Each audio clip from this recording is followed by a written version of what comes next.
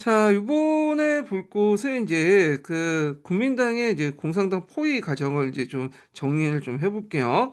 자, 여기 총 이제 5차에 거쳐서 이루어지고 대장정 이후에는 이제 6차 공격을 시도를 했거든요. 자, 그때 이제 내걸었던 그 구호, 국민당의 구호가 선안내 후양의 정책이죠. 국내 공산당을 이제 토벌하고 나서 그 다음에 외적을 물리친다. 이 논리인데 자, 요거 관련된 내용이 이제 기출문에 나왔던 거죠. 자, 그래서 1차부터 해서 2차, 3차, 5차 이렇게 하는데, 처음에는 조금, 그 다음 더 조금, 이런 식으로 확대돼 나갔어요. 그래서 1차 공격 때는 이제 10만 명 대군을 공격했는데, 오히려 이제 소비에트 깁스 유인해가지고 유격전을 격파를 했죠. 그래서 이제 좀 숫자가 늘렸어, 배로. 20만 군대를 이제 포위했는데, 자, 국민당이 약한 부대를 집중 공격해서 격파를 했다. 그래서 이게 그 과정에서 이제 국민당의 사단장을 이제 잡아가서 처형을 시키고 그랬어요. 자, 3차 공격은 정예병력 10만 명이야. 요때 이제 10만 명인데 정예병력이야. 정예병력은 뭐냐면 국민당의 이제 그 직계병력이죠. 장기적 직계병력. 그러니까 지방 군벌도 동원한 게 아니라 직계병력을 이제 동원해 갖고 있는데 당연히 무장력이 상당히 좋겠죠. 자, 했지만 고전했어. 그래서 만주사변 포위도 이제 이렇게 풀고 물러났고요. 4차 공격 같은 경우에는 이제 하다가 일본의 연화성 공격이 있어요. 연화성. 오늘 내몽골 지역을 이제 공격하는 것 때문에 중지됐고 5차 공격은 이제 그 진지전인데 이게 거의 클라이막스 그 공격의 클라이막스를 이제 행했던 그 공격인데 자, 여기는 이제 독일의 아까 장교들의 이제 조언을 받아갖고 어떤 식으로 했냐면 일단 터치카드 이렇게 해가지고 쫙 포위를 해요. 예, 누이진 부근에. 그래서 쫙 도는 다음에 하나씩 이제 뭐냐, 포위망을 좁혀가는 거야. 그래서 이런 방식으로 하다 보니까 종전의 유격전 방식이 이게 통하지 않은 거야. 결국에는 이제 뭐냐면 여기에 있다가 말려주고 죽겠다고 생각한 이 공산당 지도부가 여기 포위를 뚫고 이제 뭐냐면 저쪽 예난까지 이제 간 그 여정이 유명한 대장정이죠. 그래서 이 대장정 보면 여기에서 이렇게 갔고 이쪽으로 해갖고 이렇게 갔는데 그냥 이렇게 가면 편할 텐데 왜 이렇게 돌아서 갔냐? 이쪽 지역 같은 경우에는 이제 국민당의 이제 정부가 장악한 지역이기 때문에 여기 갔다가는 곧바로 공격을 받을 수 있어요. 그래서 주로 이제 외곽 지역 그리고 소수민족 지역들을 이렇게 돌아가지고 갔다. 그 과정에서 국민당군이 그 뒤를 막 쫓아가서 이제 했죠. 그래서 그때 뭐 대도와 같이 이렇게 이제 큰 전투도 있고 그랬는데 자 결국에는 처음에는 한 10만 명에 20만 명 했던 것들이 이제 병력들이 도중에 죽고 뭐 이렇게 해가지고 결국에 예난에 도착할 때는 몇천 명 정도밖에 안 남았어요. 그래서 그렇지만 예난에 있었던 그 병력들은 그 공상대 핵심부도 있죠. 핵심 세트는 그대로 살아남아서 연안으로 갔다. 이렇게 이제 보시면 되겠습니다. 자, 그래서 이 과정에서 뭐 준위회의도 있고 파리 선언도 있고 그렇게 이제 했다는 것 좀 기억을 해두시면 되고요. 자, 그러면 한일전 관련된 내용을 이제 좀 볼게요. 자, 여기 보면 이제 공산당 포위 관련된 내용부터 읽어보겠습니다. 자, 공산당 세력이 점점 커져가고 있는 것을 깨달은 국민정부는 반장정제를 마무리되자 1930년 12월부터 다음해 1월에 거쳐서 10만 명의 군을 동원해서 공산당 근거지에 대한 포위 공격을 했다. 1차 포위 공격이죠. 그러나 홍군은 국민정부군을 소비에트 지역 깊숙하게 끌어들여서 유격전을 펴서 정예부대가 아닌 그들을 격파했다. 자, 요걸 이제 정예부대가 아닌 그들이라는 거는 아마 지방 군벌들 동원해가지고 했는 것 같아요. 자, 그래서 이걸 뭐라고 하냐면 종심 방어 전술이라고 해요. 그러니까 종심이라는 것은 자신의 중심을 이제 종심이라고 하죠. 예, 이 종심까지 이렇게 쭉 끌어들여서 요걸 공격하고 치고 빠지는 과정에서 하는 전술이 종심 방어 전술이야. 예, 그래서 이 종심 방어 전술을 통해서 뭐냐면 그 국민당군을 이제 격파했고요. 자, 1차에 실패한 국민정부군은 20만 배로 늘렸어. 예, 그래서 2차 포위적 공격을 했는데 홍군은 각 국민당 각 부대 간의 긴밀 협조가 이루어지지 않고 있는 상황을 이용해서 약한 부대를 집중적으로 공격해서 이를 격파했죠. 두 차례 실패로 이제 경각심을 가지게 된 국민정부군은 장개석의 진두시의 정예부대, 장개석 그 뭐냐면 직계부대예요. 그래서 이 직계부대는 훈련도 잘 돼 있고 상당히 무기도 좋아요. 참고로 그 당시 군벌들은 그 지방 군벌들은 수만 많을 뿐이지 무장력이나 이런 훈련 정도가 별로 안 좋았어요.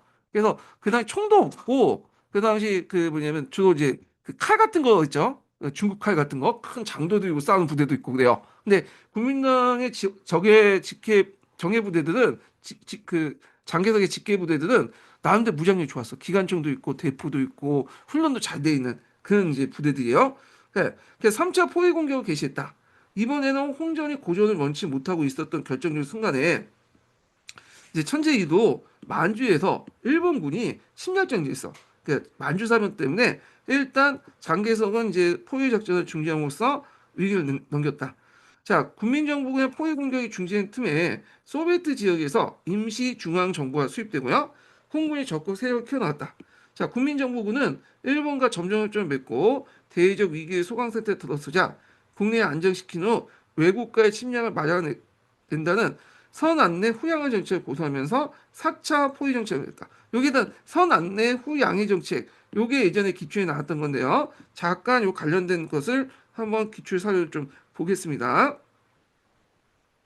자, 여기 보면 선안내 후양의 정책 해가지고 그 관련된 내용이 있어요. 그래서 장개석의 고정국 동포서 1931년에 나왔던 건데 여기 보면 왜 당장 일본을 싸우지 않고 공산당 토부에 집중하는가? 이 비판에 대해서 자신의 입장을 공식적으로 이제 그 밝힌 첫 번째 선언이에요. 그래서 모두 외세의 침략을 물리치면서 반드시 먼저 내부를 안정시켜야 된다. 그래서 이제 요걸 외양 선필 안내라는 이제 있는데 그런 비판이 있다는 거죠. 왜 이렇게 하지 않냐? 자, 지금 붉은 도적의 기승을 부려 인민을 유연하고 국가의 근간을 흔들고 있다. 우리의 내부가 썩어 문드러졌는데 어떻게 외부의 적을 막아낼 수 있느냐? 만약 우리가 공상비적을 완전히 소탕하여 후방의 근심을 없애지 못한다면 설령 대군을 이끌고 일본과 싸운들 싸운다 한들 앞에서 적을 맞고 뒤에서는 반란이 일어나는 것을 일어나 필히 자면하고 말 것이다. 그래서 먼저 내부를 평정한 뒤 그 외부를 물리친다라는 방침을 내세웠고 그 밑에 1933년 연설에도 요건 유명한 연설. 일본군은 비록 강성하나 그들은 우리 영토를 침범하는 피부병이고 피부 고통스럽지만 당장 생명을 앗아가지 않는다. 근데 공상 비적은 다르다. 그들은 민족 정신을 갉아먹고 사회 질서를 파괴하는 신장과 내장의 벽이다. 신복 지환이다. 심장이 썩으면 사람이 죽는다. 그래서 우리가 피부의 상처를 치료하느냐 심장의 벽을 방치한다면 중국은 결국 내부에 죽게 될 것이다. 그래서 심장의 벽을 먼저 도려내야 하고 건강한 몸으로 피부의 병을 치료해야 된다. 치료해야 될 것이다. 이렇게 이제 내건데 이 성한의 호양의 정책들은 국민당이나 그 장개석 입장일 때는 상당히 합리적이에요. 근데 일반 민중들 입장일 때는 이게 되게 어리석인 거고 상당히 비합리적인 거죠. 그러다 보니까 너무 반발이 큰 거야. 그래서 하여튼 뭐 이렇게 이제 있다는 거 이렇게 이제 보시면 되겠고요. 자, 그 다음에 이제 마지막 포위전 관련된 내용을 이제 보겠습니다. 자, 여기부터 또 읽어볼게요.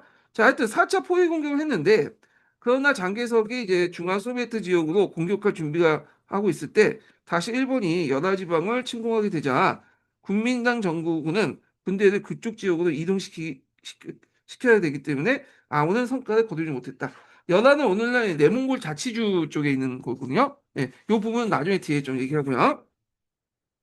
자, 이어서 1933년부터 34년을 거쳐서 5차 포위 공격이 이어졌는데 이번에는 중앙 소비에트 지역을 둘러싸고 철조망, 방벽 등 으로 연결된 토치카 같은 걸 이제 만들어가지고 요새를 건설하는 진지전을 펼쳤다.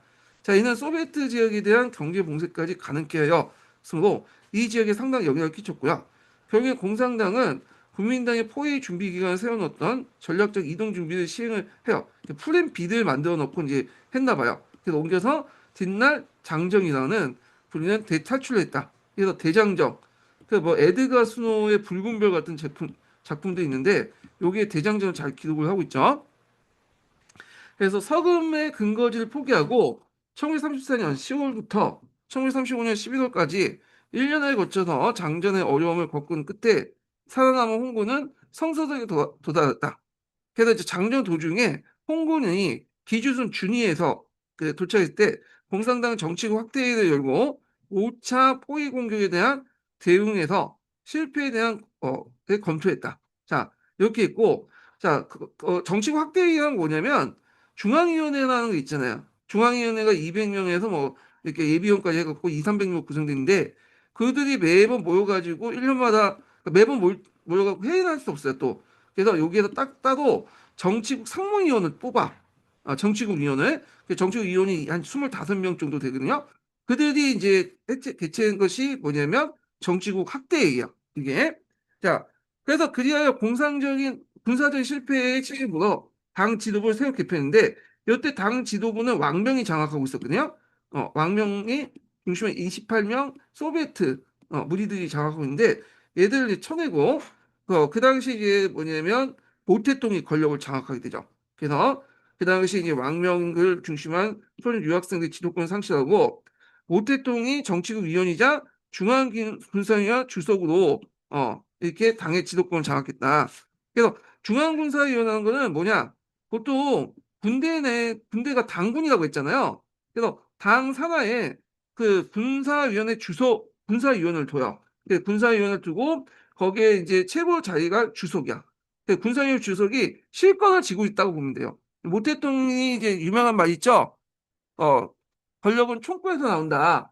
그 말이 있는데, 요 말이 이제 이렇게 연결돼 갖고 이제 보시면 되겠습니다. 예. 그래서 지금, 모테토 시진핑이 대규모의 수청을 하고 있잖아요. 군대 내에서. 그래서 지금 군사위원회에서 이제 7명으로 구성되어 있는데, 그 중에, 자기하고 또 한 명이 있고, 나머지 다 수청을 있잖아.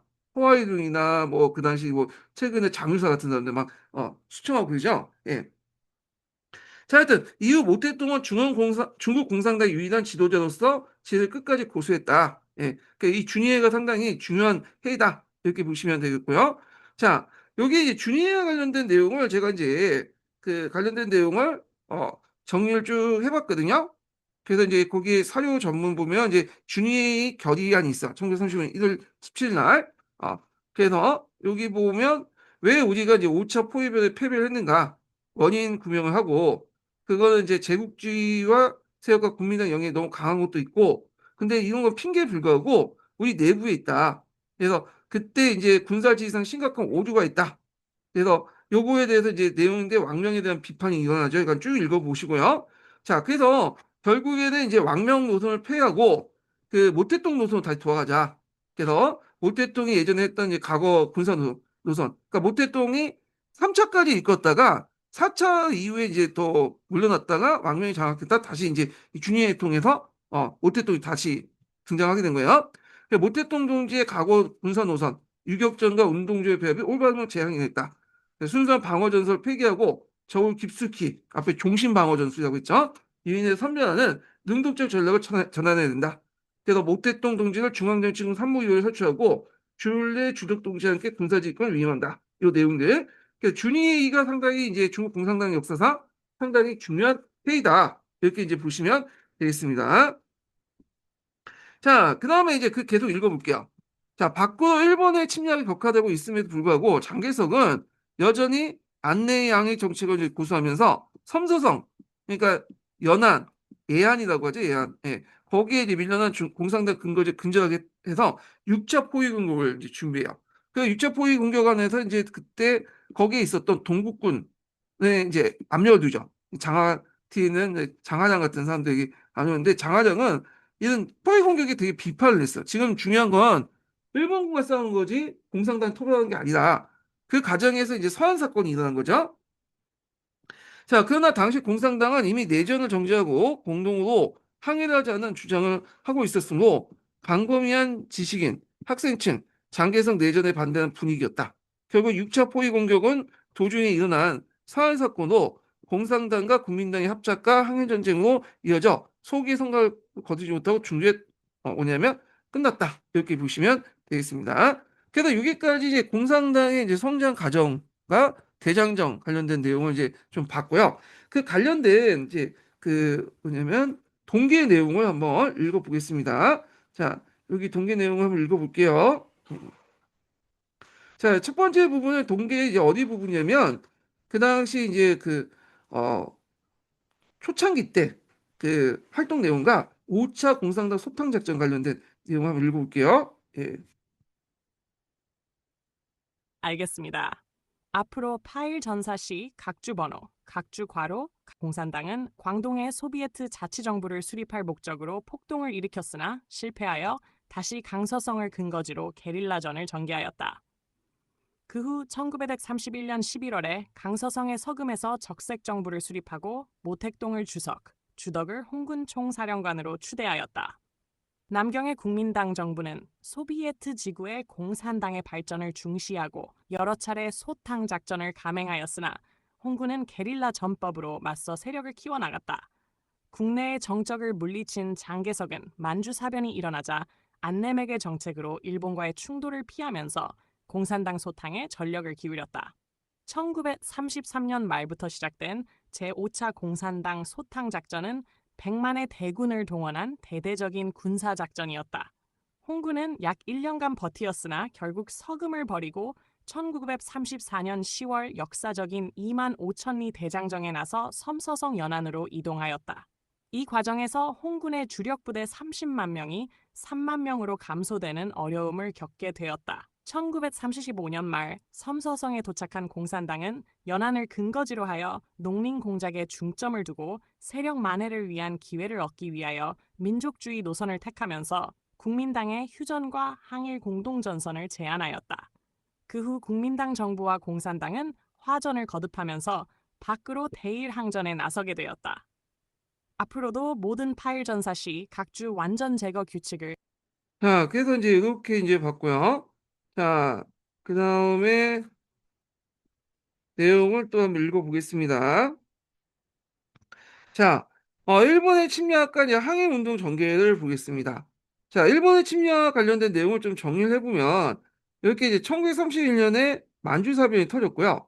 그다음 1937년에 중일전쟁, 1941년에 태평양전쟁, 그래서 확대됐는데, 예전에 한번 어떤 문제가 나왔냐면, 1929년에 대공황 시기 때 직후에 일어난 그 일본 침략 전쟁을 이제 물어본 사건이 있어요. 만주사변이죠. 요거 이렇게 기억을 해두시면 되겠습니다. 자, 그러면 이제 내용을 보는데 요거 이제 보기 전에 그 당시 이제 일제 침략하는 과정에서 그 공산당, 그 다음에 그 국민당, 그 일반 이제 그 민중들과 학생계 동향을 좀 정리를 해보고 이렇게 이제 좀 넘어가 강독을 해볼까 합니다. 예. 자, 요걸 이제 좀 볼게요. 자, 여기 보면 국민당을 이제 볼게요. 국민당은 그 일본하고 싸움에 처음에 소극적이었어. 그래서 왜냐면 이제 공산당을 싸워야 되잖아요. 그래가지고 뭐 초창기 때는 이제 부정항 정책, 만주사변이라니까 부정항 정책으로 외교적 대응을 이제 하는 식으로 하고 그 다음에 사변이 일어나니까 이때는 좀 저항이 있어요. 일면 저항, 일면 교섭. 그렇지만 이제 전반적으로 선한내 후양의 정책을 이제 했다.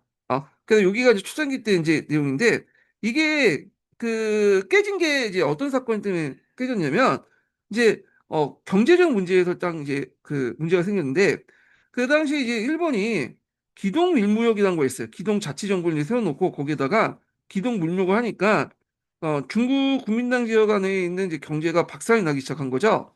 그러면서 이제 조금씩 이제 일본하고 싸워야 되겠다는 생각을 굳히게 된 거야. 그래서 이제 그 기미가 보이는 것이 국민당 이중전회 때 모욕을 참는 데도 한도가 있다. 그리고 이런 과정이 있고 또 당내에서도 그 국민당 안에서도 이제 장개석이 너무 이렇게 공상당 싸우지 않고 그 모습을 보이니까 그걸 빌미로 하고 그 뭐냐면 장개석을 공격하는 사건이 되니라. 이 대표적인 게 복권 인민정부 같은 거, 그 다음에 양강사변 이런 것들이 이제 일어났다. 이렇게 이제 보시면 될 것 같고요. 결국에는 이제 완전히 이제 뭐냐면 반일로 돌아가고 이제 전국적으로 이제 하게 된 것은 1936년 서한 사건이죠. 서한 사건을 계기해서 뭐냐면 국민당과 이제 합작하고 반일하자 이런 것들이 결정이 되고 결국엔 1937년 중일전쟁 때 제2차 국공합작이 이뤄졌다. 이렇게 보시면 되고요. 자, 공산당을 볼게요. 공산당은 겉으로는 초창기 때 항일하자고 하지만 최초 항일 빌미로 해서 국민당을 공격하는 데 이제 항일을 이용하기 시작했죠. 예.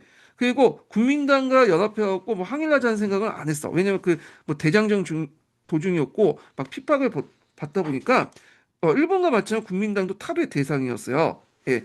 그래서 이제 이렇게 하고 다만 이제 학생운동이나 중간파를 지원하는 그런 역할을 했는데 이런 것들이 이제 뭐냐면 바뀌게 된 사건이 있는 것이 뭐냐면 대장정 과정에서 코미테름의 실적 코미테름의 지시죠. 그래서 실적 코미테름에서 이제 명령을 내려왔죠. 너희들 그렇게 국민하고 싸우지 말고 항해의 목적에서 협력해라. 그래서 그때 당시에는 이제 그거에 대한 내부 반발이 많았죠. 자기가 이제 국민당을 또 당한 게 많은데 어떻게 협력하냐. 그래서 그저 코미테의 지시가 일어나고 등등 하니까 결국에 타협해서 뭐 8일 선언을 냈어요. 8일 선언도 그 뭐 본토에서 한 게 아니라 그 당시 이제 그 모스크바에서 하고 그랬던 거거든요. 뒤에 좀 다시 얘기하겠지만 그래서 이때도 협력 대상을 장개석을 제외시켰어. 장개석. 그리고 다만 이제 장개석과 비슷한 무리 그런 민족 개량주의자들과 손을 잡겠다. 뭐 그런 내용이에요. 자, 그러다가 나중에 이제 오호통전을 계기해서 이제 장개석을 적극적으로 포용하기 시작했고 그러면서 이제는 피장하기로 이제 바뀌게 돼요. 예전에는 장개석을 반대하면서 항일하는데 장개석을 압박해서 이제 항일하자. 그래서 장개석을 항일의 어떤 주체로서 받아들이는 거죠. 그럼 갑자기 받아들이는 거 아니고 단계를 단계를 이제 지어가면서 받아들이죠. 그래서 파리선언, 오호통전, 모태똥이 이제 정구전 회원들 만들면서 정구전의 그 단결 옹호를 이제 선언한 지지를 하죠. 이 정규론 이제 그 예전에 얘기했던 건데 그 당시 단골 엄호라는 거 뭐냐면 앞에서 말한 것처럼 그 장개석이 모욕을 찾는 데 한계가 있다. 이걸 이제 정구영이 그 뭐냐면 지지하는 선언을 했고 이걸 이제 뭐냐면 또 모태똥이 지지를 하게 되는 거야. 그러면서 나는 연골주의가 형성이 되는 거죠. 자, 그래서 그때 이제 모태똥이 이제 민주공화국이라는 어떤 대안을 제시해서 항일운동을 주도를 하려고 했고요. 자, 그 과정에서 이제 서한 사건을 계기로 해서 점점 이제 장개석을 인정하는 거는 장개석 협력에서 항일하자는 방식으로 더 나가죠. 그리고 뭐냐면 이것이 뭐냐면 1936년에 거쳐서 37년에 제2차 국공합작을 해서 항일전선에 장개석과 이제 협력을 하는 방향으로 나가겠다 이렇게 보시면 돼요. 그래서 반장항일, 피장항일, 그다음에 연장항일 이렇게 순서로 해갖고 점진적으로 이렇게 나갔다 변화됐다 이렇게 보시면 되겠고요.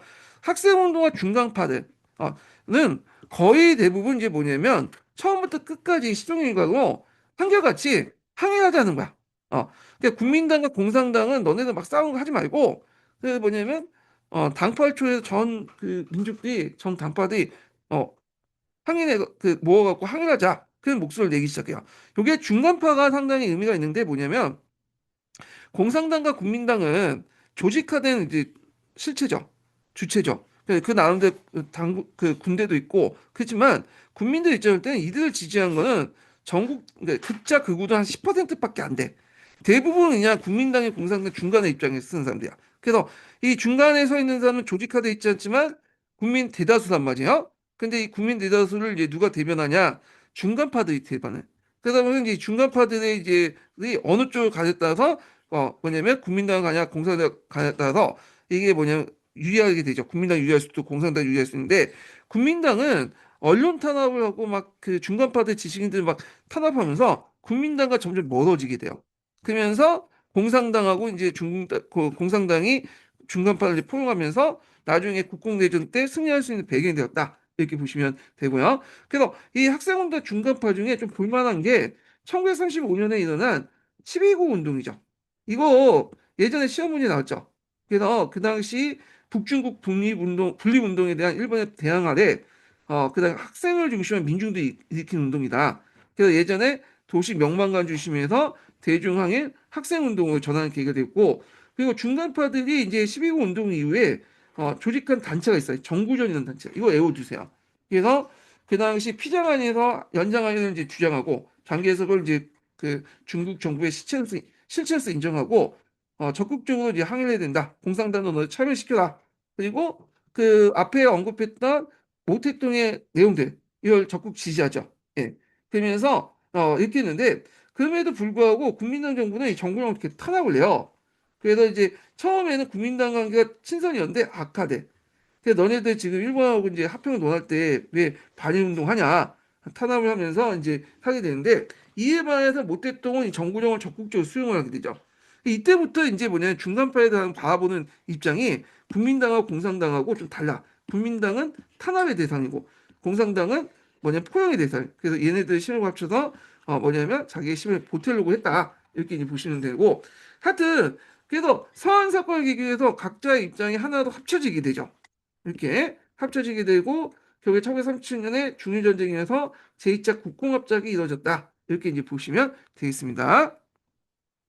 자, 그러면 관련된 내용을 이제 한번 읽어볼게요. 자, 1931년 9월 18일 날 일본의 강동군이 강동군은 이제 그 남만철도와 그다음에 여순 대령 같은 그 일대를 그 통치하기 위한 군대를 강동군이 나죠. 일본은 그 지역을 강동주라고 이제 해서 거기에 강동군을 배치를 시켜놨죠. 자, 하여튼 강동군이 봉천교회에 이제 만주철도를 폭파한 사건이야. 이게 이제 유조고 사건이라고 해요. 유조고. 그래서 이제 중국인 마약에 중독된 중국인을 이제 뭐냐면 국민당군은 장개석 장하장 군대를 이제 군복을 입힌 다음에 죽이고 나서 폭탄을 지게 하고 그 손에 폭탄 치고 그리고 일부 부분을 이제 보면 폭발시켜서 마침 장한양이 자기 일본군을 이제 가장하는 남만주 철도를 이제 공격한 것처럼 이렇게 꾸몄죠.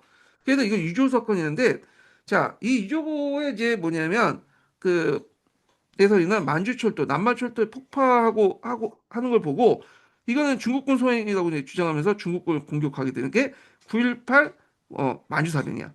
자, 그때 이제 만주사변이 일어나니까 그 당시 장하랑이 이제 그 장기석한테 군대를 동원해서 이들과 이제 싸우게 해달라고 요청했는데 이때 이제 그 장개석이 뭐냐 무저항을 주장하면서 그냥 물러나라. 저쪽 북경 쪽으로 물러나라. 그렇게 해서 어쩔 수 없이 이제 물러나게 되죠. 그래서 요때 이제 그 앞에서 얘기한 그 뭐냐면 그 국민당 정부의 이제 그 대응은 거의 무저항 정책이라고 보시면 돼요. 그리고 이걸 이제 외교적으로 풀려고 했어. 외교적으로. 예. 자, 그래서 이렇게 해서 이제 일본은 만주를 점령하고 청주의 마지막 황제 송통제를 내세워서 그 당시 친일 정권이 만주국을 세우게 돼요. 남경 정부를 이제 단절시키는데 처음엔 이제 이렇게 그 일본이 만주 사변을 일으키니까 그거에 대해서 이제 뭐냐면 국민당 정부가 외교적인 어떤 것을 해결하려고 국제연맹에 제소를 했거든요. 그래서 니틀 조사단을 이제 파견했어요. 니틀 조사단. 근데 니틀 조사단에서는 이거 분명히 일본이 잘못됐으니까 물러나. 근데 무시하고 만주국을 세워버린 거죠. 개대 정부인. 자, 그래서 이제 이런 내용도 좀 기억을 해두시면 될 것 같고요. 자, 마치 이제 제3차 공산당 포위 공격을 지휘하고 있던 장개석은 만주의 실질의 지배자였던 장한양 씨와의 동북군 하여금 그 당시 일본의 장하점에 물러나라. 이렇게 해서 부정한 정책하고 아까쯤에 외교적인 수단을 통해서 국제연맹에 제소했지만 잘 안 됐다. 이렇게 보시면 되죠. 그러면 장개석이 왜 이제 부정한 정책을 했냐? 장개석 입장 때는 일본과 싸운 것보다는 그 내부에 문제가 많아. 뭐 공산당도 있고 자녀 군부도 있고 또 반자 장개석 그 국민당 원료도 있잖아요. 자, 이런 걸 해결하기 위해서는 좀 평화적 해결을 원하려고 했던 거죠. 이런 것들이 계속 이제 한동안 지속이 되는데 국민들 입장을 때는 장개석 정권의 입장을 때는 이게 합리적일 수 있지만 국민들 입장을 때는 이게 되게 비합리적이죠. 지금 그 일본군이 쳐들었는데 대응하지 않고 이렇게 하다 보니까 그게 반발이 살 수밖에 없겠죠. 반발을. 자, 장개석이 부정한 정책을 택한 것은 자녀 군벌의 지방할구와 반장개석파의 국민당 원료들, 무엇보다 공산당의 소비에트 지역들의 존재로 인해서 자신의 권력 기반을 취약했으므로 국제연맹의 제소와 함께 같은 외교적 수단을 통해서 평화적 해결을 원했기 때문이다.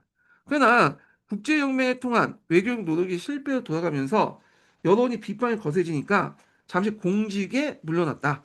왕정에 타협하면서 복직했는데 그래서 이제 이 공직에 물론 하야를 자주 해.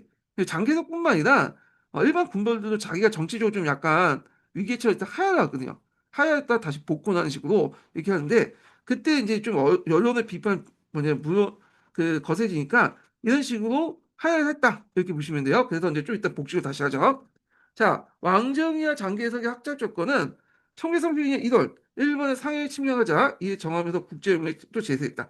자, 이때는 좀 약간 이제 싸웠어요. 이걸 이제 뭐라고 하냐면 일면 저항, 일면 교섭 정책이라고 해요. 그래서 이제 왕정의 건의를 받아들여서 상해사변에 이때 상해사변 제1차 상해사변인데 이때는 국제저항과 외교도 병행했다. 그래서 좀 시간 좀 벌려고 했다. 이렇게 이제 보시면 될 텐데 그래서 나름대로 이 상해사변 때는 싸웠어. 열심히 싸웠어. 그 안에서. 예. 자, 그러면 이게 상해사변을 왜 일으켰냐, 일본이. 이게 좀 정치적인 게 있죠. 아까 만주국을 만들어 놓고 그 비판이 많아지니까, 국제적 비판이 많으니까 일본이 국제연맹에 탈퇴를 하죠.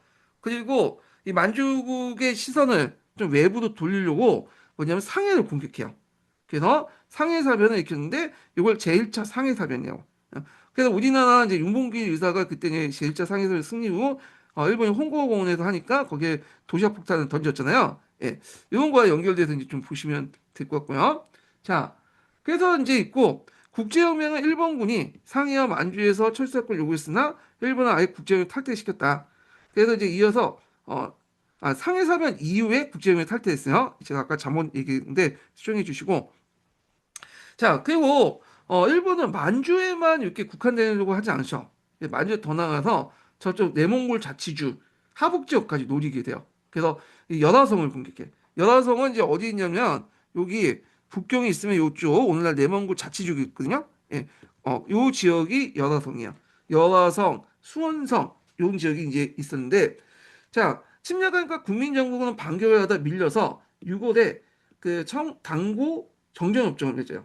이 당고 정전협정이 예전 11년 기출의 예문에 나왔기 때문에 그 뭐냐면 상당히 중요한 그거든요. 한번 나올 수 있어. 그래서 제가 한번 찾아봤어요. 당고 정전협정을. 예. 자, 요게 이제 당고 정전협정인데 일단 이제 여기 보면 그 체결 장소 청진 당구에서 맺어졌기 때문에 당고 정전협정이라고 하고요. 그래서 1조에 보면 중국 군대는 즉각 영경, 창평 등등에서 뭐냐면 있는 선의 남쪽, 서쪽 및 남쪽 지역을 일제 철수한다. 그러니까 대개 이제 이 선이 어디 선이냐면 북경 바로 위에 있는 그 선이에요. 예. 그래서 있고 그 다음에 그 중간에 있는 지역을 일종의 비무장 지역, 중립 지역, 완충 지역으로 이제 만들려고 했죠. 자, 그 다음에 이제 그 중국군은 중국 군대가 제1조 구정에 전수하여 철수를 확인하고 전투행위 중지하고 만리장성으로 이제 철수하고요. 그리고 이제 요 내용도 있다는 걸 좀 보시면 되고요. 자, 그래서 이제 있고 그 중간에 또 뭐냐면 비무장 지대, 만리장성 베이징 사이 이제 중간 지역에 비무장 지역을 뒀어. 그래서 이 비무장 지역에는 중국군과 일본군이 들어가지 못하도록 한 완충지대 같은 그런 지대를 뒀는데, 근데 후에 일본은 여기다가 이제 뭐냐면 중국인들 선동해서, 그러니까 장개석에 반대하는 중국인들을 선동해서 친일적인 기동방공 자치정부를 만들어요. 예. 그리고 거기를 통해서 이제 일종의 일본의 개대 정부죠. 그리고 여럿이 가짜 법회를 만들고 위패를 만들고 밀무역을 해갖고 장개석 정부를 압박해두죠. 그러니까 처음에 장개석 정부도 그냥 한번 참으려고 했는데 이게 경제적 문제가 걸려 있다 보니까 도저히 참을 수 없죠. 거기에 뭐 밀무역하고 아편 재배해서 수입하고 그 저기 그 국내 중국 본토도 이제 들어오게 하고 그리고 막 위조 지표도 막 찍어내고 그러니까 그거에 대한 이제 뭐냐면 상당히 이제 불쾌감을 느꼈던 거죠. 참을 수 없는 이제 그 모욕감을 느끼게 된 거죠. 자, 하여튼 이 뭐냐면 이거 조약을 통해서 또 기동방공 자치정부가 만들어지면서 만주국을 사실상 인정해 준 거죠. 예, 이런 것들. 그래서 이제 이렇게 있고 그 다음에 일본 입장은 하북 침략의 발판을 마련했다. 그래서 하북 분리공정의 어떤 일원으로 그 당시 이제 근데 하북이라는 것은 한화강 이북 지역을요. 오늘날만은 이제 뭐냐면 하북성 일부 지역하고 저쪽 그 내몽골 자치지역 만주조 지역을 하나의 이제 뭐냐면 자기 통치권으로 이제 들어서 하북 지역을 이제 분리시키려고 했다. 이렇게 보시면 되겠습니다. 자, 그래서 이제 계속 읽어볼게요. 자, 일본의 침략에 피부에 난 자질구레한 병으로 보고 공산당을 뼛속 깊이 뿌리는 병으로 간주한 장개석. 이건 성안내 후양의 정책이라고 하죠. 그래서 일본의 군사적 공세와 함께 합헌 외교를 내세워서 포멸적 중국과의 우호 관계를 형성하는데 요게 주의할 것은 이제 무슨 말이냐? 요걸 좀 설명을 예전에 한번 시험 문제 나왔기 때문에 설명을 좀 해보겠습니다.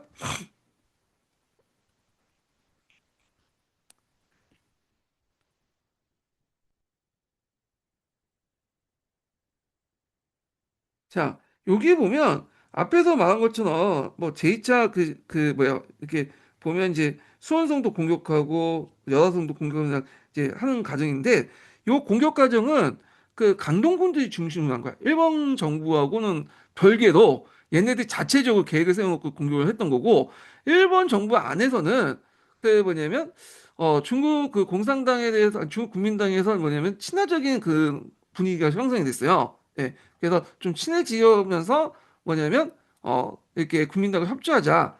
그래서 국민당도 거기에 이제 대응해가지고 그 일본 정부하고 뭐냐면 그 협력하에 국내를 좀 안정시키려고 했거든요. 그리고 그걸 바탕으로 공산당을 때려잡으려고 했던 건데, 자, 그래서 이 과정에 끊임없는 친일에도 불구하고 강동군의 공격에도 불구하고 일본 본국 정부하고는 뭐냐면 나름대로 남경 정부와 합병 관계를 유지했다. 이렇게 이제 보시면 되겠습니다. 그래서 이게 이제 그 밑에 있는 주 내용이죠. 그래서 합헌 외교가 추진되었다. 이렇게 이제 보시면 되고 일본은 만주국 건국 이래 남경 정부를 무시해온 정책을 바꿔 관계 개선을 꾀했고 그래서 남경 정부 역시 이제 공산당을 토벌하는 과정에서 이제 그들과 교섭했는데 그 중에 이제 예전에 시험 문제 나왔던 게 뭐냐면 이런 합병 관계가 이제 유지되는 과정에서 뭘 이제 일본 중국 국민당군이 국민당 정부가 발표했냐면 1935년에 항해운동을 금지시키는 유명한 방공 동무동이라는 걸 발표했어요. 요거 예전에 시험 문제 나왔죠? 예. 여기 있는데 요거 상당히 중요하기 때문에 좀 요거는 한번 찾아서 이제 보겠습니다. 예. 제가 이거는 찾지를 못했어. 이렇게 있는데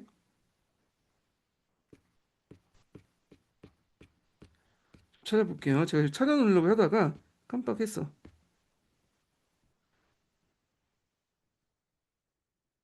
이건 시험 문제 나왔기 때문에 좀 살펴볼게요.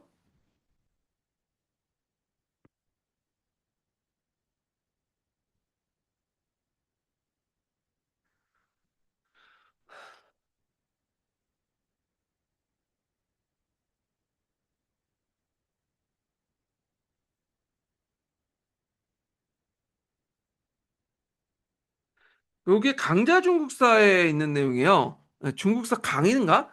중국 현대사관인가 뭐 거기도 있고. 예.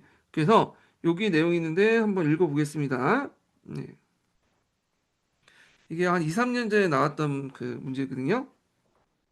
가끔씩 이렇게 진짜 어려운 문제가 나와. 어려운 문제가. 방교 동목이라는 동목령이라는 어려운 문제가 나와요. 이 같은 유형의. 예.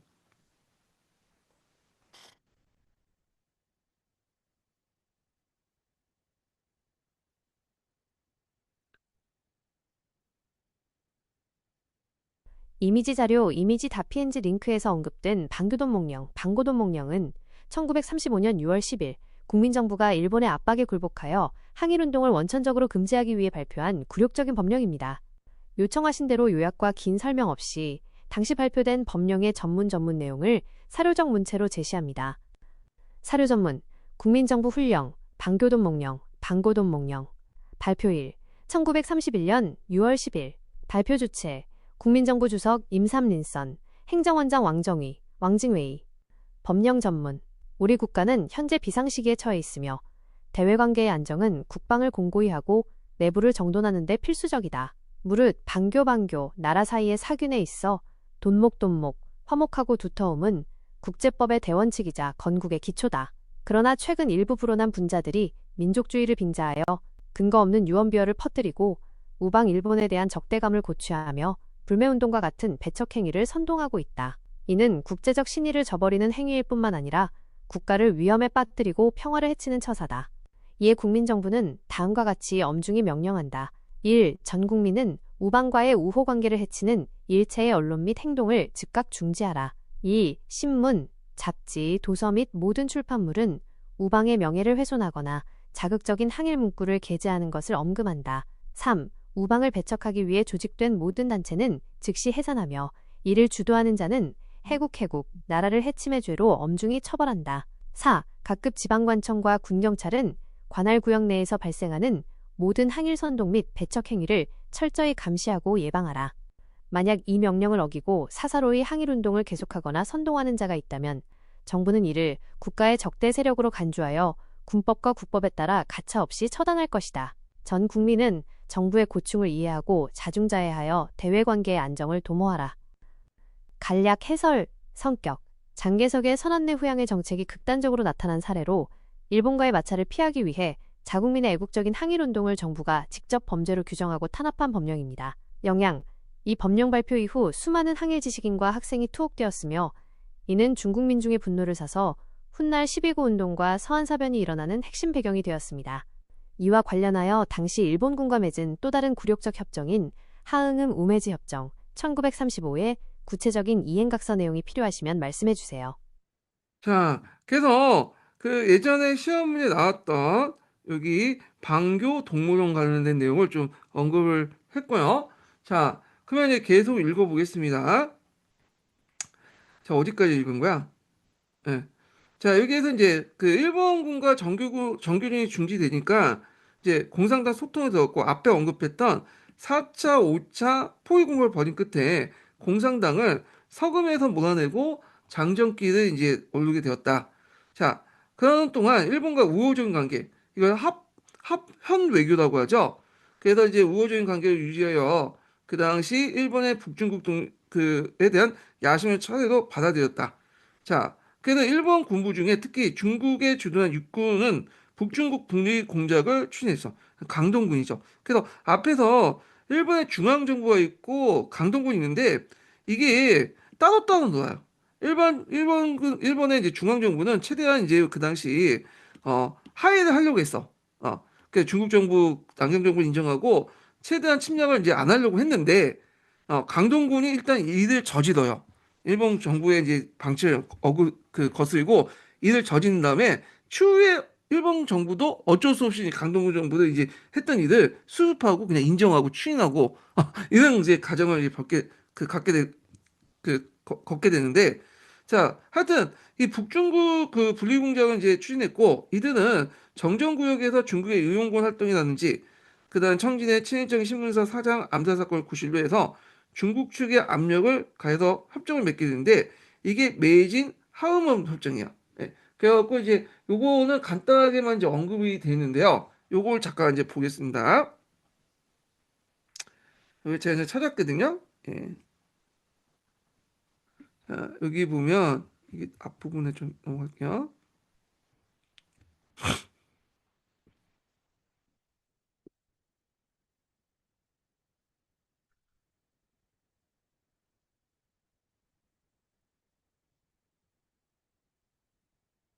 예. 자, 여기가 이제 메이진 하우먼 협정이라고 하는데, 그래서 여기 보시면 여기 내용이 있죠.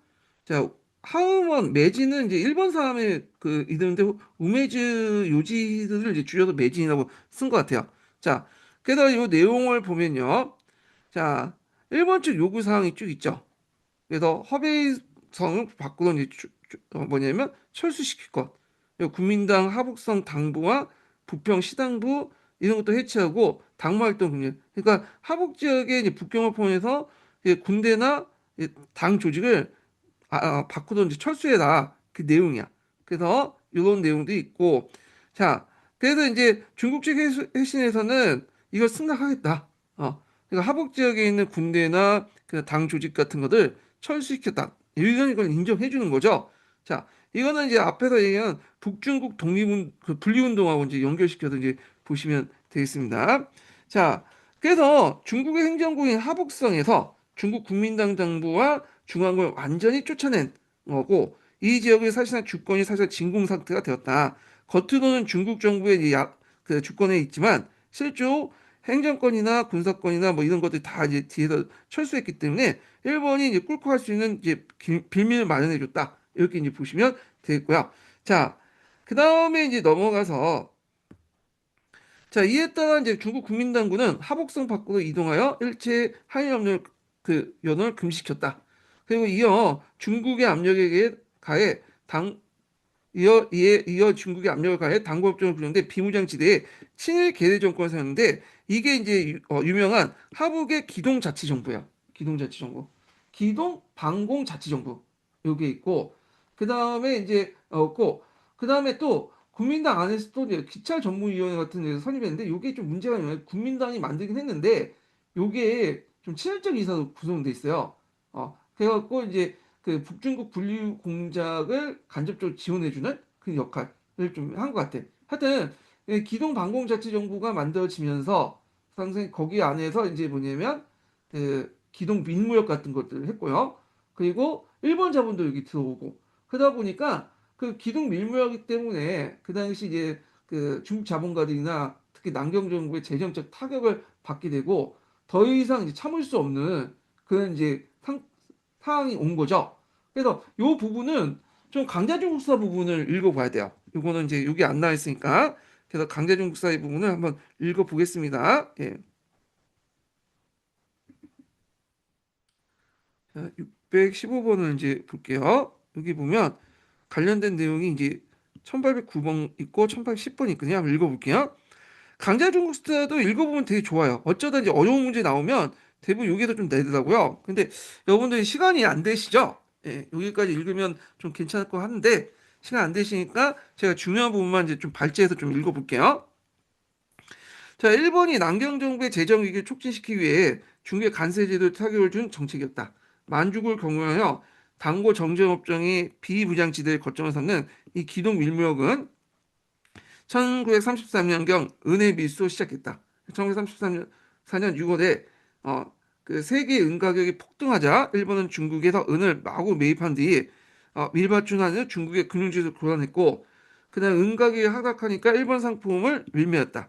특히 메이진 하우머 협정 체결 이후에 은 방적 제품, 사탕, 자파 등 주요 품목이 되어 급속히 거래량이 증가됐고요.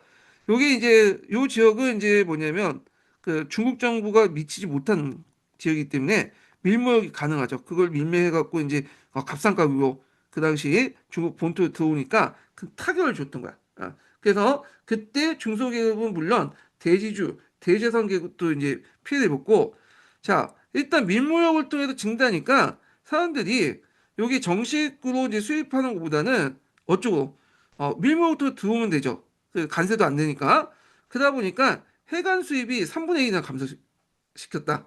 그래서 남경 정부는 당연히 당송하는 편 일본에 항의했지만 일본 측은 이 밀무역이 일본의 지지 아래 이뤄진 게 아니고 중국의 고관세 정책 때문에 이런 문제 내재적 결합으로 이뤄진 불가피한 상황이다.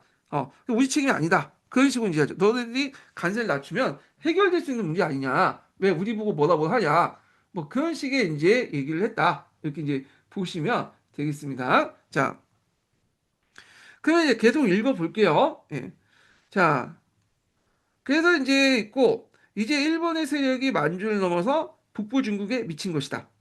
자, 이와 같이 국민정부가 공산당 토벌을 우선시하면서 만주 사변 이대로 일본의 침략에 대해 부정황주의를 채택해 북부 중국까지 1년에 일본의 세력이 미치게 되자 학생들이 중심으로 한 대중적인 항의운동이 다시 활발해졌다.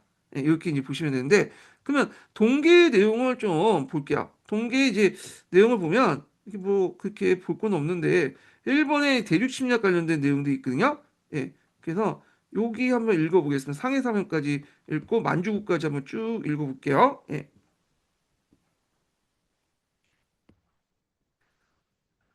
여기까지 읽었어.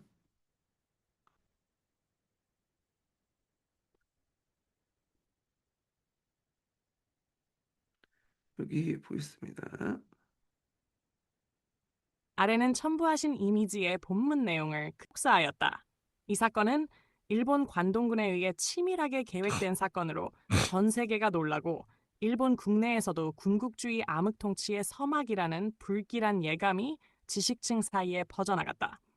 당시 장작님은 장개석의 제3차 북벌로 연패하여 북경에서 만주로 철수 중이었으며 일본은 남만주 철도 주식회사를 중심으로 만주에서 그들의 이권을 확대하여 나가던 중이었다.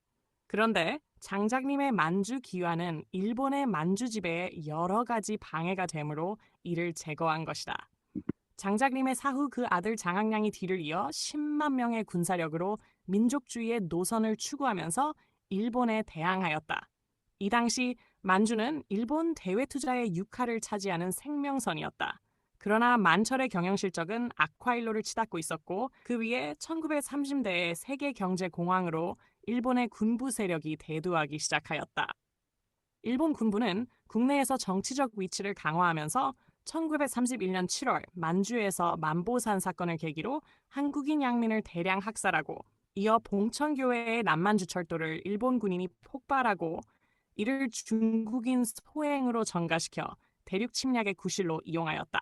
일본의 관동군은 즉시 봉천 주변의 장학량군을 공격하여 남만주철도 연변으로부터 장학량의 군대를 몰아내니 이것이 이른바 만주사변이었다. 관동군은 곧 전쟁을 확대하여 길림, 차르와 하얼빈, 금주를 점령하였다. 일본군은 만주사변에 이어 1932년 1월 상해사변을 일으켰다. 일본은 중국 공산당의 제19로군과 전투 중이었으나 장개석은 오히려 일본과 정전 협정을 체결하고 휴전 상태에 들어갔다. 이는 중국 내부의 적인 중국 공산당을 타도하고 그 후에 일본의 침략에 대처한다는 장개석의 안내양회 전략에서 비롯된 것이다. 추가 전사할 이미지가 더 있으면 자, 이렇게 있고, 그 다음에 이제 그 밑에 내용을 이제 좀 보겠습니다. 예. 그 다음 장 내용이에요, 다음 장. 예. 아래는 첨부 이미지의 본문을 그대로 전동군은 일본이 차지하고 있던 남만주 철도가 만주 군벌 장학량 군대에 의하여 폭발되고 만주에 있는 일본 세력을 몰아내려는 음모가 진행되고 있다는 엉뚱한 구실을 내세워 봉천을 비롯하여 만주 전역의 중국군의 무장 해제를 강행하였다. 장학량은 일본군의 이러한 움직임을 미리 탐지하고 있었으므로 봉천을 탈출하였다. 만주의 동삼성 대부분을 평정한 일본군은 1932년 3월에 천진에 은둔하고 있던 마지막 황제 선통제 부위를 데려와서 만주국 황제로 옹립하고 괴뢰정부 만주국을 탄생시켰다. 동삼성은 본래 만주민족 청조의 본거지로 이 땅을 만주인에게 되돌려준다는 미명으로 일본군의 보호 아래 괴뢰정부 만주국을 세운 것이다. 그러나 이때 만주인은 대부분 한족에게 동화되어 만주에 살고 있던 인구의 대부분은 한인이었다. 더 필요한 이미지가 있으면 계속 올려주. 자, 그래서 이제 있고, 그 다음에 이제 여기에서 좀 볼 게 이제 만주국 관련된 내용이거든요. 그래서 이 만주국 관련된 내용을 이제 제가 왜 보냐면, 최근에 이제 문제에 보면, 그 일본하고 중국과 한국과 관련된 이렇게, 연결고리 있잖아요. 이런 것들이 교집합 부분이 시험 문제에 많이 나오는데, 그 중에 이제 하나가 이제 만주국 관련된 내용이 있어요. 그래서 여기는 뭐 간단하게 이제 설명을 잘 안 하고 있죠. 간단히 설명하고 넘어가는 부분들이 많은데, 자, 그래서 요 부분을 좀 제가 좀 얘기하고, 그 다음에 뭐 이제 12구 운동 그 부분은 이제 좀 넘어가겠습니다. 그래서 요거를 한번 볼게요. 자, 이거 하는 동안, 그런데, 아이고,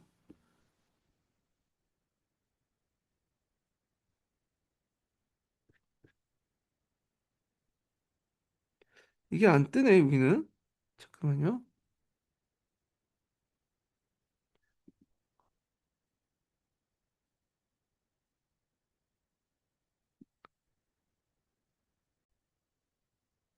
아, 제가 여기 만주국 관련된 내용을 좀 해보려고 했는데, 이게 안 뜨네. 여기 잠시 시차를 두고 이제 뜨고 컴퓨터에서 이제 지금 조사한 거를 하려는데, 여기에 안 떠가지고, 잠깐만요. 그래서 이게 그 니트 조사단 해갖고 떠야 되는데 이게 안 뜨네, 여기서는요. 예. 그래서 나중에 제가 이제 다시 한번 또 할게요. 다음 시간에 좀 끝난 다음에 조사 다시 해서 하겠습니다. 일단 계속 읽어보기로 할게요. 자, 이와 같이 국민정부가 공산당 톱을 우선시하면서 그다음 이 만주사변 이래로 일본의 침략에 대해 부정주의를 채택해 북부 중국에까지 일본의 세력이 미치게 되자 학생들을 중심으로 한 대중적인 항일운동이 다시 활발해졌다. 원래 만주사변 이후에 학생들은 대규모 항일운동을 벌여서 잠시나마 장개석을 공직에 물러나게 하고 했고 상해사변 때는 중국군의 적극적인 항전하는 분위기를 조성했다. 자, 그러나 정부의 단속으로 대규모 학생운동이 금지되고 비판적 인사들이 민권보장동맹 이렇게 있는데 민권보장동맹은 좀 엘리트 중심의 어떤 운동이에요. 예, 그래서 국민 엄호 자구회를 이제 바탕으로 이제 이렇게 했던 건데 자, 하여튼 그래서 이 민권보장동맹을 중심으로 한 항해가 민권보장운동, 무장자유운동 등으로 항해운동이 면면이 이어졌다. 그러나 이제 그러던 중 북부 중국이 중국에 분리된 상태에 벌어지자 중국 전역에 식민지가 될지도 모른다는 위기가 의식이 확산돼서 1935년에 12구 운동이 일어났다. 이 12구 운동은 상당히 중요하죠. 그래서 이게 두 번 정도 나왔어요. 기출문제. 예. 그러니까 1935년 12월 9일 북경대학생을 중심으로 북경대학생을 비롯해서 북평의 그 수천 명의 학생이 내전 정지와 그 항해운동을 주장하는 시위를 벌이자 전국으로 이제 파급됐다. 그래서 이게 상해에서는 구국회 같은 이제 단체들이 이제 뭐냐면 거기에 그 해서 구국회 운동이 일어났고요. 구국회라는 단체는 그 당시에 이제 흔히 썼던 그냥 단체 명칭이에요. 예. 그래서 예전에 제가 얘기한 것처럼 잘 모른다 하면 그냥 구국회 쓰고 가시죠. 항일운동. 예. 그래서 거의 대부분 구국회 쪽으로 이제 이름을 이렇게 정하더라고요. 예. 그래서 이렇게 있고 자, 그래서 북부중국의 항일운동이 학생 중심이 됐던 데에 구국회는 강범위한 각계계층을 이제 망라했다. 그러니까 이와 함께 구국단체의 대표자들은 각각 모여서 전국 각계 구국연합회 이걸 이제 줄여서 정구전이라고 하죠. 정구전. 그리고 이 정구전이 단골 영어 선언 이런 것들을 했고요. 그래서 조직해서 국민정부하고 항일을 위한 전민족 의사를 결집시켜 거국일치 정부를 구성하도록 압력을 했다. 이렇게 있는데요. 내용이 좀 약간 부족해. 그래갖고 요걸 이제 강자중국사에 있는 내용하고 이제 사료를 중심으로 한번 또 보겠습니다. 자, 12구 운동 관련된 내용을 한번 좀 볼게요. 자, 여기 보면 이제 그 항해민족에서 이제 12구 운동 관련된 내용을 이제 좀 찾아보면요. 예, 여기 있죠. 이게 있는데, 자, 배경은 일제 북중국 분리운동, 예, 민족적 위기의식 확산, 이렇게 이제 있고요. 그리고 북경대를 중심으로 북평 학생들이 북중국 분리운동 및 일본 제국주의 타도, 내전 중지를 주장하면서 이게 시위가 해서 이게 전국적으로 확산되는 계기가 됐다. 그래서 이제 여기 보면 1935년에 12월 9일 북경대 학생을 비롯해서 북평의 학생 수천 명이 하북 자치 반대 운동 반대에 그 다음에 일본 제국주의 타도 내전을 중지하면서 외적을 일차 대항하자는 구호를 외치며 시위를 벌이자 곡 전국적인 호응을 얻었다. 그래서 16일에 제2차 행동 뒤에 대도시는 물론 궁벽진 중소 형성까지도 시가 일어났다. 이렇게 보시면 돼요. 그래서 이제 이런 단체들이 쭉 나와 있는데 북평학령 같은 것도 있고 상해를 중시한 구국회 같은 운동이 전개됐다. 예. 그래갖고 이제 강자조국사의 그 관련된 내용을 좀 보겠습니다. 항일운동의 중심지였던 상해에서 12구 학생운동에 호응해서 구국회 운동이 전개되었다. 그래서 12월 10일 상해 문학의 구국운동 선언이 발표된 걸 계기로 구국회 조직은 상해 각계로 번졌고 더 나아가서 북평, 무안, 천진, 강서, 상서 등지에서 여성계, 문학계 등의 국회가 등의 이제 그 뭐냐면 등의 이제 국회가 다투 가수 그러니까 문화계 등의 이제 단체라고 보시면 돼요. 이거 못하는 것 같은데 자 그래서 이제 다투 결성되었다. 그래서 그런 이제 북중국을 중심으로 해서 말하자면 이 국회가 아니라 구국회야 구국회. 여기 이제 구국회 관련된 내용이니까 이 구국회라고 쓰시면 돼요. 여기 못하는 것들 구국회가 빠진 것 같은데. 예. 자, 그래서 문학의 구국회가 결성되었고 북중국 중심으로 확산된 학생운동은 기본적으로 반장하기의 입장이 되면서 구국회 활동은 1936년 1월 말에 성립한 상해 각계 구국연합회를 중심으로 기구 명칭 그대로 강범위한 각계층 항해를 결집시키는 데 주력했다. 그래서 북중국 같은 경우는 학생 중심이고 반장인데 반해서 여기 있는 이제 요 뒤에 상해를 중심으로 이제 확산된 그 구국회 운동 같은 경우에는 강범위한 이제 각계층을 중심해서 꼭 반장항이 필요 없다. 그 아마 생략된 그 내용 같은데 이렇게 있고요. 자, 그래서 오늘 상해를 중심으로 이런 강남 지역에서 왜 구국회 운동이 활발해졌나? 그거는 앞에 기동 밀무역과 관련돼 있죠. 그래서 이 기동 밀무역 피해를 직접적으로 받았기 때문에 여기를 중심으로 상당히 구국회 운동이 전개됐고, 그래서 이제 이렇게 있다는 걸 좀 기억을 해두시면 될 것 같고요. 그러면 이제 이 12구 운동의 의의가 뭐냐? 만주사변 이후에 침체되어 중국 공산당을 연계한 도시 명망가 중심의 항해운동을 벗어나서 대중의 항해운동을 전개했다. 근데 이제 한계가 뭐냐면, 국민당은 한간, 예. 그 다음에 매국노이라는 거죠. 지도층이 공산당 영향을 좀 받았다는 거. 완전히 벗어나지 못했다. 이런 것도 있다는 거죠. 그래서 엘리트 중심의 어떤 이제 그 운동에서 그 당시 대중적인 운동으로 바뀌었다. 한일 운동이. 그래서 이게 12구 운동에 상당히 의미가 있다. 이렇게 이제 보시면 되겠습니다. 그리고 12구 운동 때 구국회가 조직됐잖아요. 그래서 그걸 이제 모아가지고 전국 각계 구국연합회가 만들어졌고, 이걸 이제 정구전이라고 해요. 정구전. 일종의 중간파, 제3의 세력 이렇게 이제 볼 수 있죠. 그러니까 공산당이나 민주당, 공산당이나 국민당도 아닌 제3의 세력의 결집체, 중심체 정구정이라고 하고요. 정구정의 주요 내용들 사료들 이제 보시면 되겠습니다. 그래서 이 정구정 반향은 뭐냐면 남경 정부 인정하되 거구일치 정부를 구성하자. 실제로 남경 정부가 그 중앙 정부잖아요. 그러니까 남경 정부를 배제하고 뭐 공격한다고 해서 문제 해결되는 거 아니잖아. 그러다 보니까 반장항일에서 피장하게 남경 정부 압박을 해갖고 그래서 항일하자 이런 식으로 이제 바뀌게 되고, 그래서 이제 계급 대립의 조종자로서 중간파자, 자기 이제 국민당도 아니고 공산당이니까 중간에 위치해서 전 민족적 차원의 항일 분위기를 고조시키는데 큰 역할을 했다. 이렇게 이제 보시면 되겠습니다. 자, 그래서 정부정 관련된 내용이 요 부분에 있거든요. 1831원과 1830인데 요거는 좀 시간 관계상 읽지 못하면 각자 읽어보시고요. 그래서 요 교재는 제가 동양사 심화 자료가 있어요. 거기 강자중국사 있는 내용을 좀 많이 써놨거든요. 그래서 이제 같이 이제 연결시켜서 보시면 상당히 도움이 되실 거예요. 활동을 보면 항해 언론 활동, 그리고 국민당 정부의 부분적 전환 유도. 그래서 국민당 정부가 이제 이렇게 서서히 이제 반일로 전환하는 유도를 했고, 그 다음에 요 단결을 모욕을 막기 위한 약간의 기본 조건과 최저 조건, 이게 단결 용어라고 하는데, 장개석이 이제 그 당시 단결을 이제 모욕을 도저히 참을 수 없다. 그런 말을 했어. 그래서 이런 모욕을 막기 위해서 우리가 단결을 하기 위한 어떤 기본 조건과 최저 요구를 이제 내세우는데, 장개석의 발언을 바탕으로 해가지고 우리가 장개석이 이제 이 일본의 모욕에 대해서 참을 수 없는 이제 한도에 일어났다니까 이어받아서, 그럼 모욕을 막기 위해서 우리가 단결이 뭐냐? 이게 단결을 막아내기 위한 약간의 기본인데, 여기 단결 이쪽을 써야지 의미가 맞아요. 이쪽으로. 예. 그래서 제가 강자중국사에 있는 내용 그때 써서 하는데, 모욕을 막아내기 위한 단결을 위한 약간의 기본 조건과 최저 요건, 자칭 단결 용어 선언을 발표해요. 자, 그래서 이때 이제 이 단결 용어 선언은 뭐냐면 장정권 지도의 항해 체제를 활용하자.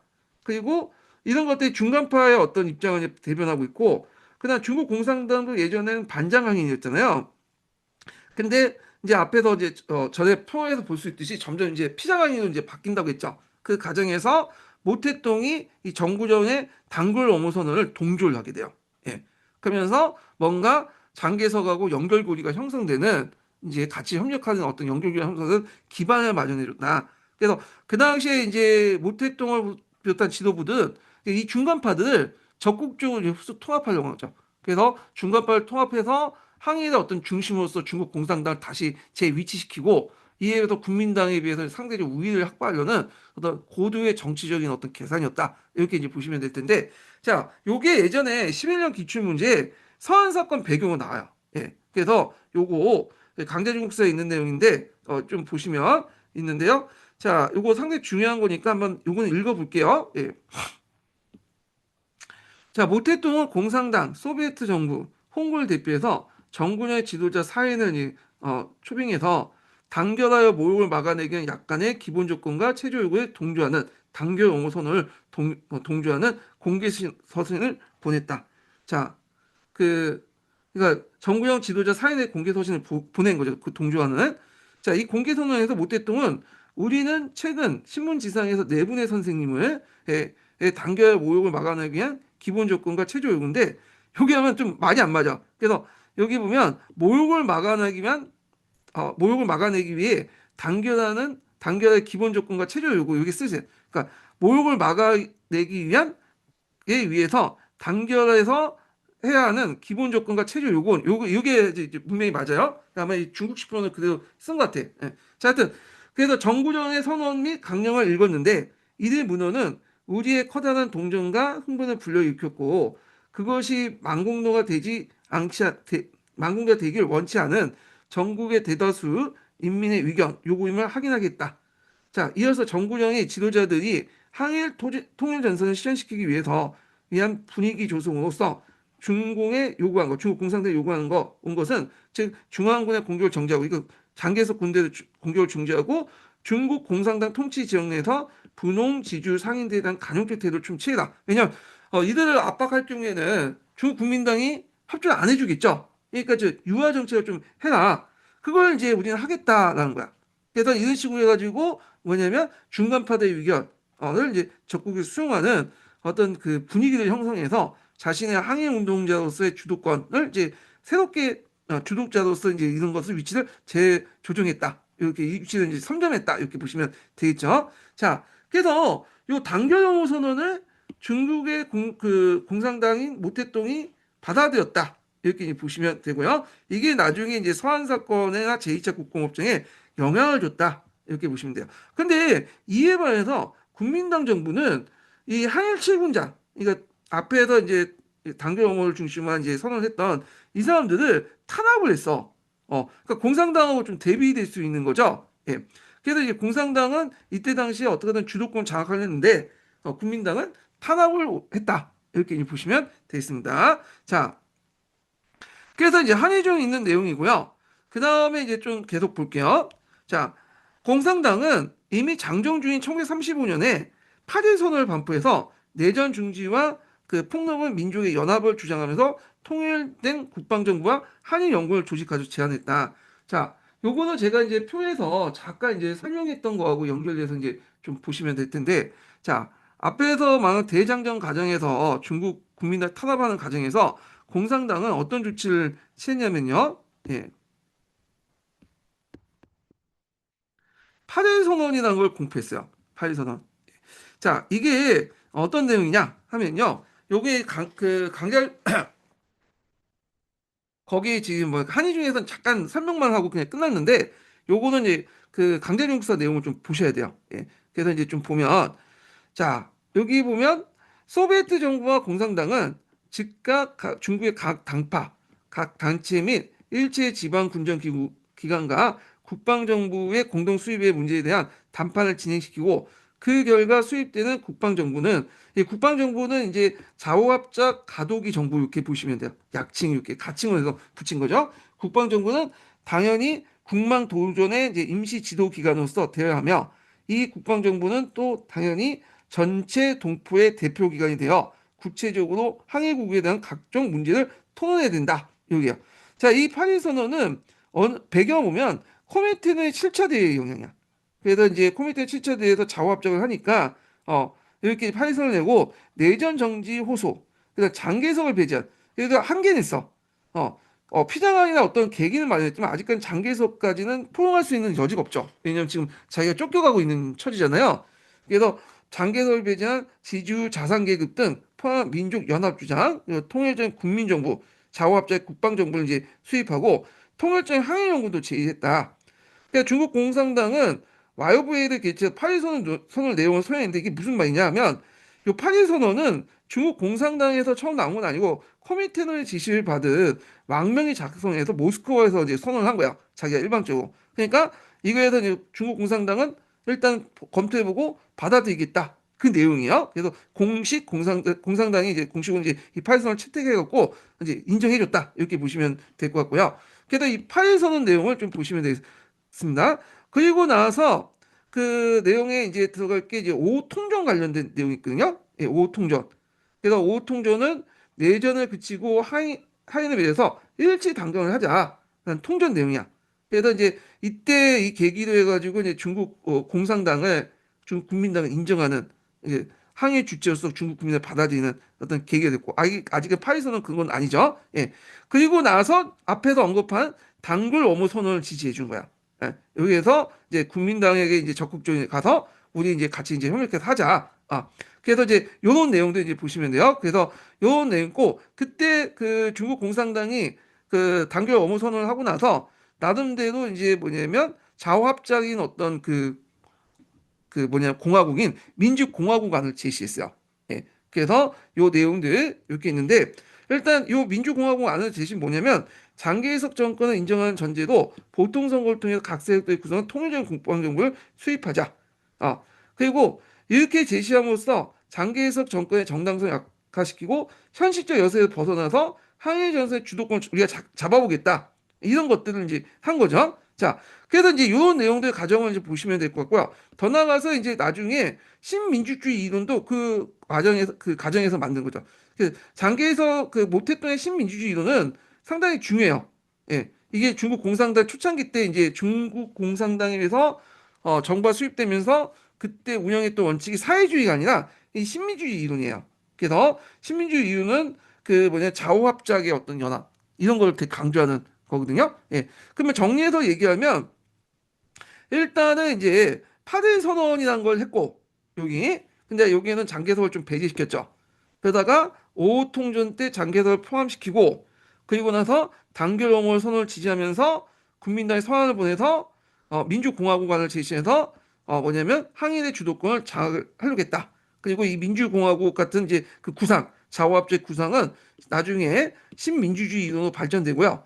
이 신민주주의 이론은 중국 공산당이 이제 국공대전 승리한 후에 그 나라가 세울 때 초창기 때 정치 협상회의나 그런 것에 반영이 됐다. 이렇게 이제 이렇게 보시면 연결해서 이제 보시면 되겠습니다. 자, 그래서 그 내용 한번 또 읽어볼게요. 요거 하기 전에 인증번호 알려드리겠습니다. 두 번째 인증번호는 79번입니다. 예. 두 번째 인증번호 79번이에요. 자, 그래서 이후 이제 장전이 끝나고 섬서에 도착하게 된 뒤에 도시에서 항해운동을 선동했고 12구 운동의 공산당 영향이 컸다. 공산당은 만주사변 이래 중국의 정세가 변함에 따라서 코미테의 지시를 받아 1936년경에 중국의 실세인 장개석과 연합해 항일통일전선을 구축한 정책을 전환했다. 그래서 앞에 8.1선, 5통전, 그 다음에 그걸 이기 위해서 항일통일 전선을 해서 이제 앞에 민주공화국 같은 걸 제시했죠. 반장항에서 피장항으로 바뀌었다. 이렇게 보시면 되고요. 자, 그리고 구국연합회는 대중의 이제 항일 요구에 적극 참석하는 태도를 보였다. 앞에 이제 당교 혐오 같은 걸 적극적으로 지지해주는 모택동이 그런 거와 연결돼 보는데 이에 반해서 국민당은 아직까지 계속 이제 대중운동을 탄압하고 그랬어요. 그래서 이와 같은 항일이 요구한 대중운동이 치열해지고 공산당이 이에 적극 동조하고 있었지만 국민정부는 선뜻 동의하지 않았다. 항일전에 대한 준비를 하고 있었지만 구국연합회 지도 아래 항일운동의 진전을 변하자 지도자 7명을 이제 무술 이게 7군자인가 하여튼 그 사람을 잡아다가 공산당에 대한 포위 공격 여전히 고집했다. 6차 포위 공격이죠. 자, 국민정부의 이와 같은 방침은 결국 서한 사건을 초래해 내전 정지와 일치항의 방향으로 국면을 전환했다. 이렇게 이제 보시면 되겠습니다. 자, 그래서 이제 요 내용도 이제 보면 되고요. 자, 그 다음에 그 내용도 있고 잠깐 여기 내용을 보고 앞에서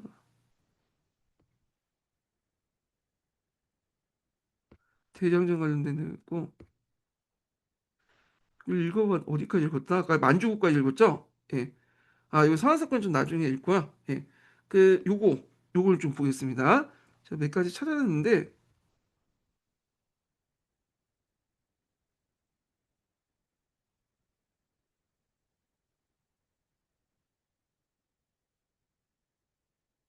음, 지금 떴네 니트 보고서. 이건 나중에 좀 읽어볼게요. 예. 이게 좀 늦게 뜨더라고. 제가 컴퓨터에서 찾아냈는데 그 올려놨더니 좀 약간 시간차를 두고 이제 뜨는 것 같아요. 음. 자, 여기 보면 8일 선언 관련된 내용이 있어요. 8일 선언. 예. 그래서 앞에 이제 1935년 8월 1일 날, 여기 있죠. 이게 8일 선언은 이제 처음에 그 모스크바에서 왕명이 작성했던 것을 이제 중국 공산당이 와요보 회의를 통해서 인정해서 당의 공식적인 어떤 걸로 이제 인정을 해주는 그 선언이 파리 선언이죠. 그래서 여기 있는데 이거 한번 읽어보시고 그 다음에 국방정부라는 가도기 자우합작 정부를 이제 수립했고 그렇지만 여기에는 장개석이 이제 배제됐다 이렇게 이제 보시면 되겠습니다. 파리 선언 내용 있고요. 자, 그 다음에 이제 서한사표는 이제 나중에 좀 얘기를 해드릴게요. 이렇게 있고 그 다음에 여기 또 뭐야? 12구 선언 관련된 내용 있죠. 자, 요거는 안 읽은 것 같은데 요거는 기출문에 나왔기 때문에 한번 보겠습니다. 요거는 사료를 좀 볼게요.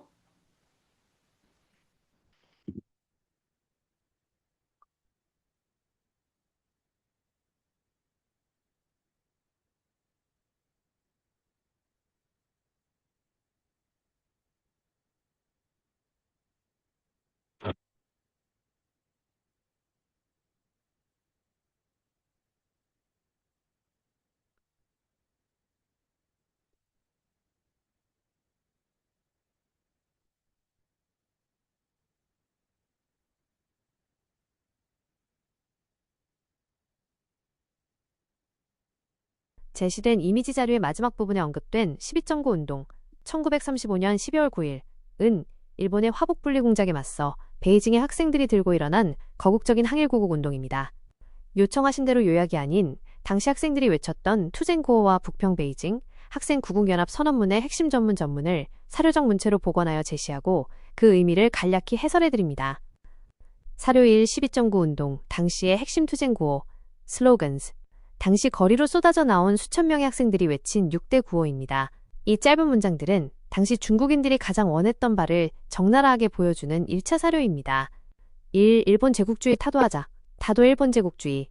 2. 화북의 자치, 분리 독립을 결사 반대한다. 반대와 북자치. 3. 매국적 외교를 중단하라. 반대방 공자치 운동. 4. 내전을 정지하고 일치 단결하여 외세에 저항하자. 정지내전 일치대회. 5. 언론, 집회, 결사의 자유를 쟁취하자. 6. 중화민족 만세. 사료 2 북평 베이징시 학생연합회 전국 동포에게 고하는 글 1935년 12월 9일 이 선언문은 12.9 운동의 정신을 대표하는 문건으로 특히 조용한 책상을 놓을 곳이 없다는 명문장으로 유명합니다. 선언문 전문 발췌 전국의 동포 여러분 지금 화북 노스 차이나의 상황은 위급함이 극에 달했습니다. 일본 제국주의자들은 대포와 비행기를 앞세워 우리의 강토를 유린하고 소위 방공자치라는 허울 좋은 이름으로 화북 5성을 중국에서 떼어내려 하고 있습니다. 보십시오. 우리의 영토는 날로 줄어들고 우리의 주권은 날로 짓밟히고 있습니다. 화북은 이렇게 넓건만 이제는 조용히 책상 하나 놓고 공부할 곳조차 찾을 수 없게 되었습니다. 화북지대 이경함 방부득일 장평정적서 주호려 우리가 어찌 안심하고 책만 읽을 수 있겠습니까? 우리가 어찌 노예가 되어 망국의 화를 입기를 기다릴 수 있겠습니까? 오늘 우리는 더 이상 참을 수 없어 결연히 일어났습니다. 정부 당국에 고합니다. 즉시 굴욕적인 외교를 중단하고 전 국민을 무장시켜 일본 강도들과 결사항전하십시오. 내전을 멈추십시오. 총부리를 밖으로 돌리십시오. 자, 그래서 이렇게 해서 12구 운동 관련된 사료 내용을 지금 파악을 했고요. 예, 좀 쉬었다가 만주국 관련된 내용을 좀 하고 그 다음에 서한사건에 넘어가 보기로 하겠습니다.